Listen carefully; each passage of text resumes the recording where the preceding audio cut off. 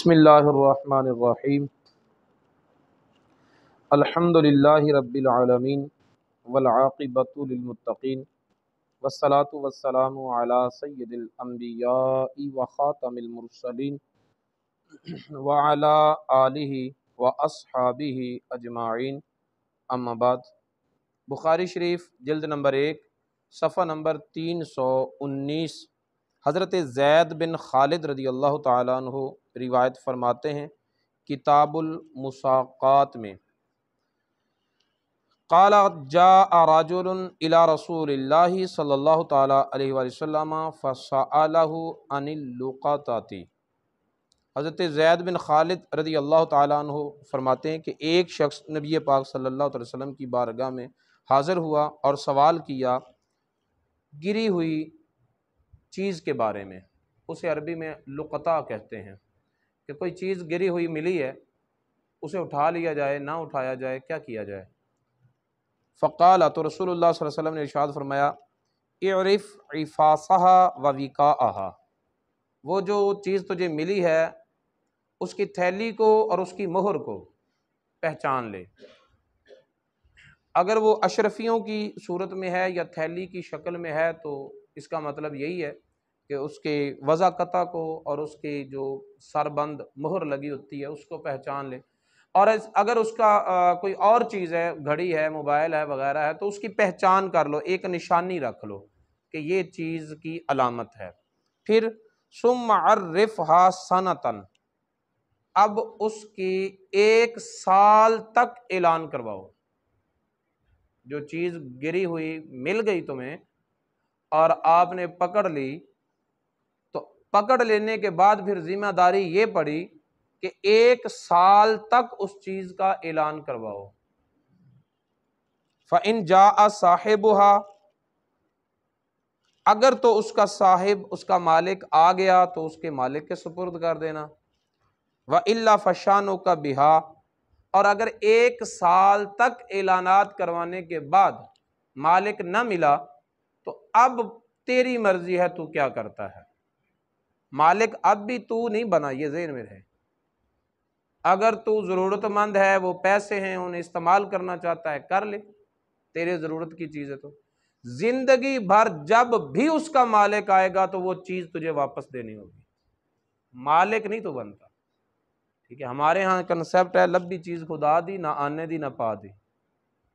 لبی ہوئی چیز دا بندہ مالک نہیں بنتا۔ اگر کوئی چیز راستے میں گری پڑی ملتی ہے، صرف نظر کریں، اسے اٹھائیں ہی نہ۔ اگر آپ اٹھا لیں گے تو شرعی طور پر یہ ذمہ داری ہے۔ کون 1 سال تک اعلانات کروائے گا؟ کرواتا ہے کوئی؟ تو پھر اس کے بارے میں حساب و کتاب دینا ہوگا نا۔ نبی پاک صلی اللہ علیہ وسلم نے جو قانون بنا دیا وہی رہنا ہے، اٹھاؤ ہی نہ۔ اس نے پھر سوال کیا، قال فضالۃ الغنم، یا رسول اللہ ایک بکری ہے کسی کی گم شدہ، یعنی ویسے ہی پھر رہی ہے بکری، کوئی پتہ نہیں مالک کون ہے اس کا، تو اس بکری کے بارے میں کیا حکم ہے؟ فرمایا ہی لک او لاخیک او للذئب، یہ بکری جو ہے یا تو تیری ہے یا تیرے بھائی کی ہے یا پھر بھیڑیے کی ہے، یعنی اس کی 3 صورتیں نبی پاک صلی اللہ علیہ وسلم نے بتا دی۔ لیکن اس کا محل وقوع بھی دیکھنا کہ نبی پاک صلی اللہ علیہ وسلم نے یہ حکم جس ماحول میں دیا ہے اس ماحول کو بھی مد نظر رکھنا ہے۔ ٹھیک ہے، صحرائی علاقہ ہے، پہاڑی علاقہ ہے عرب کا، تو کچھ جگہ آبادی ہے اور اس کے بعد ارد گرد سارا جنگل ہی جنگل ہے جہاں جنگلی جانور بھی ہیں۔ تو ایسے ماحول میں نبی پاک صلی اللہ علیہ وسلم نے فرمایا کہ اگر تو یہ اس کا مالک مل گیا تو وہ تیرا بھائی ہے، لہٰذا یہ بکری اپنے مالک یعنی تیرے بھائی کے پاس چلی جائے گی، اور یا پھر یہ ہے کہ تو اس بکری کو اپنی کفالت میں کر لے، تو مالک بن جائے اس کا۔ تیسری صورت یہ ہے کہ اگر تو بھی اسے نظر انداز کرے گا تو پھر ہو سکتا ہے کہ مالک تک نہ پہنچے، جنگل کا بھیڑیا اسے شکار کر لے، ضائع ہو جائے۔ تو اس صورت میں بہتر یہ ہے کہ تو اسے اپنی کسٹڈی میں کر لے، اگر مالک آ گیا تو دے دینا، نہ مالک آیا اس کا دودھ پی، اس کے جو استعمال میں رکھنا چاہتا ہے رکھ۔ تو اس سے یہ مسئلہ اخذ ہوا کہ جو چیز ایسی ہو جس کے ضائع ہونے کا اندیشہ ہو تو اس چیز کو آپ اپنے پاس لے لیں، اسے ضائع ہونے سے بچا دیں۔ پہلی کوشش کریں اس کا مالک مل جائے، اگر مالک نہیں ملتا تو اس کو ضائع نہ ہونے دیں، اپنے استعمال میں لے آئیں، اور اپنے استعمال میں اس نیت سے لائیں کہ جب بھی مجھے اس کا مالک ملے گا میں اس کی قیمت ادا کروں گا۔ یہ نیت رکھ کر اس کو اپنے استعمال میں لے آئیں جس چیز کے ضائع ہونے کا اندیشہ ہو۔ تیسرا اس نے پھر سوال کیا، قال فضالۃ الابل، یا رسول اللہ گم شدہ اونٹ اگر ملتا ہے تو؟ رسول اللہ صلی اللہ علیہ وسلم نے فرمایا ما لک ولہا معها سقاؤها وحذاؤها تارد الماء وتأکل الشجر حتی یلقاها ربها، تجھے اس اونٹ سے کیا غرض؟ اس اونٹ کا ساز و سامان اس کے ساتھ ہے، پانی وہ خود پی لے گا، پتے کھا کر وہ گزارا کر لے گا، اور اتنی جلدی وہ کسی جانور کا شکار بننے والا نہیں، اسی طرح وہ پھرتا پھراتا کبھی نہ کبھی کہیں نہ کہیں اپنے مالک تک پہنچ جائے گا۔ یعنی بکری کے صورت میں خدشہ تھا کہ جنگل کا بھیڑیا اسے شکار کر لے گا، لیکن اونٹ کے معاملے میں یہ خدشہ نہیں ہے۔ اگر کوئی جنگل ایسا ہو کہ جہاں پر شیر چیتے وغیرہ ہوتے ہیں جو اونٹ کا بھی شکار کر سکتے ہیں، تو وہاں پر اونٹ کا بھی یہی حکم ہوگا جو بکری کا ہے۔ اور اگر کسی علاقے میں تحفظات اتنے ہیں، مثلا ہمارا علاقہ ہے تو ہمارے علاقے میں جو کسی کی گم شدہ بکری ہوگی تو وہ پھرتی پھراتی کہیں نہ کہیں اپنے گھر خود بخود چلے جائے گی، یہاں تو کسی جنگل کے بھیڑیے کا خدشہ نہیں ہے نا، یہ تو جنگل کا ماحول ہی نہیں ہے۔ تو اگر تحفظات ہوں تو بکری کا حکم اونٹ والا ہے، اور اگر خدشات زیادہ ہوں تو پھر اونٹ کا حکم بکری والا ہے۔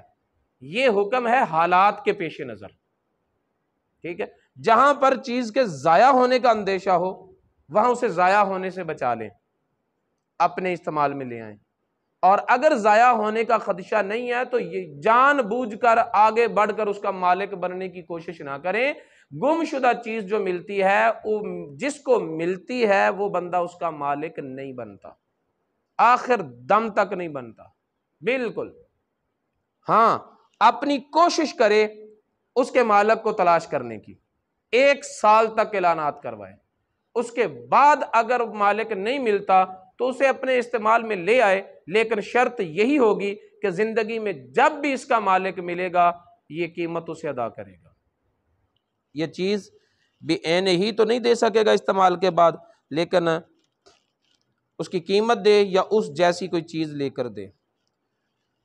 حضرت زبیر بن العوام رضی اللہ تعالیٰ عنہ روایت فرماتے ہیں، نبی پاک صلی اللہ تعالیٰ علیہ وآلہ وسلم نے ارشاد فرمایا لَأَن يَأْخُذَ أَحَدُكُمْ أَحْبُلًا فَيَأْخُذَ حُزْمَةً مِّنْ حَطَبٍ فَيَبِيعَهُ فَيَكُفَّ اللَّهُ بِهِ عَنْ وَجْهِهِ خَيْرٌ لَهُ مِنْ أَن يَسْأَلَ النَّاسَ أُعْطِيَ أَوْ مُنِعَ۔